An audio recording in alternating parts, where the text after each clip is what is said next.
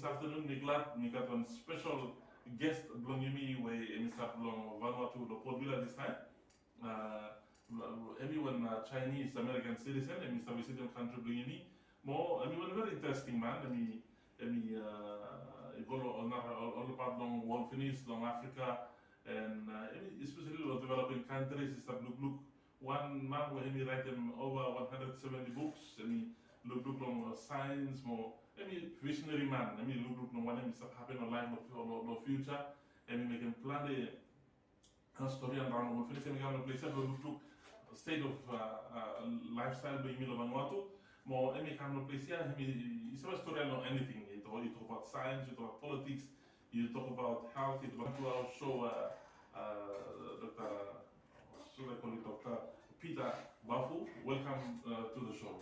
Okay, thank you for inviting me. I was just saying you're a very interesting person, and having written over 170 books and all about life, and I'm so interested in the humanitarian part of the story, where we talk about the rights of different peoples of all countries, and I listened to you. And I watched some of your YouTube interviews. Just wanted to give you a vision on life.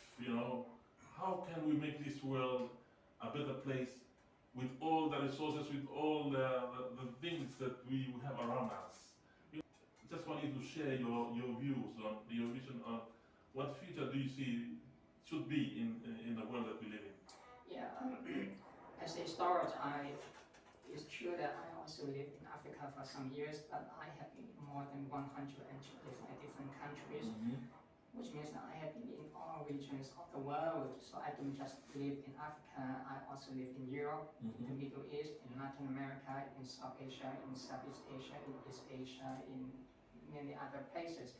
So based on my observation and also on my massive publications, humanity is not homogeneous. In fact, one of the principles that I proposed in my publications is what I call the asymmetry principle, which is to say that if anything which is symmetry, there's also asymmetry. What I'm trying to say is that when you use that to understand international affairs, yes, you can talk about humanity, but they are not equal. They are not symmetric. In some ways they are, but in many other ways they are not. So when you talk about homegrown ideology or vision, whatever you have, yes, of course, you have to understand who you are, what you want, what you can do, and all that. But remember, in the end, you are not equal with others on Earth, and that's how we live on this planet Earth. So you have to know how to cope with those outside powers, which are more powerful and more influential than you are.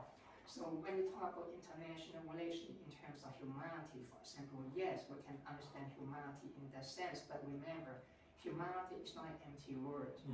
It's a laden word with different powers, interests, and struggles. So yes, you can learn from it, but in the end, it cannot be a goal of humanity in a very homogeneous way. There's competing versions, competing ideology.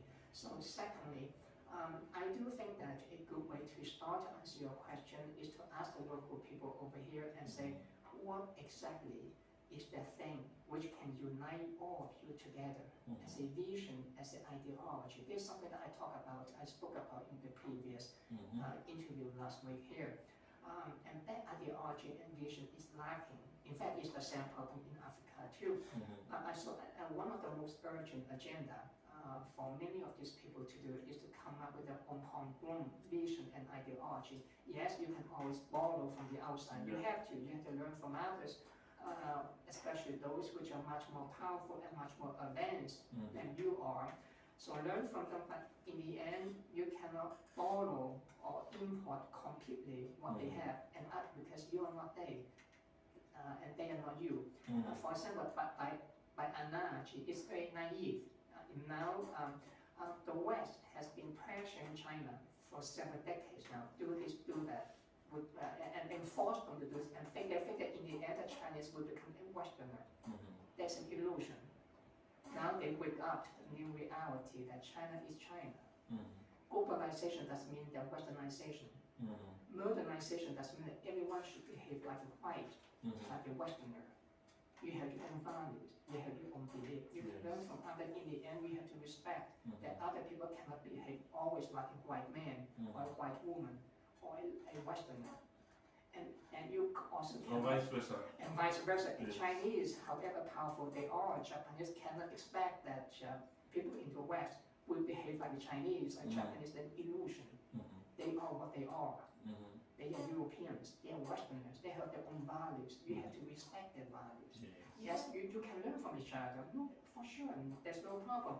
But the same logic, people in Vanuatu can learn from others, but in the end, you need your own ideology and your own vision. But what is that? That is lacking here. So one of the most urgent problems facing Vanuatu is that you need to come up with that kind of vision. I'm sure that people, sooner or later, there are some people in Vanuatu, some of them are historical shakers. They will come up, they are very extraordinary person. They will come up with a new vision and say, this is what we stand for as a people. Not my party versus your party, my ethnic group versus your ethnic group, my island versus your island, my community versus your community. All of us in this country will unify by that vision to liberate ourselves from this A, B, C, and D. You need to work out the content. I give you the vision, the idea, but you have to work it out. I'm sure that someone in the future will come up and work this out, and this is one of the most urgent agenda. Thank you very much. Okay, thank you for inviting me.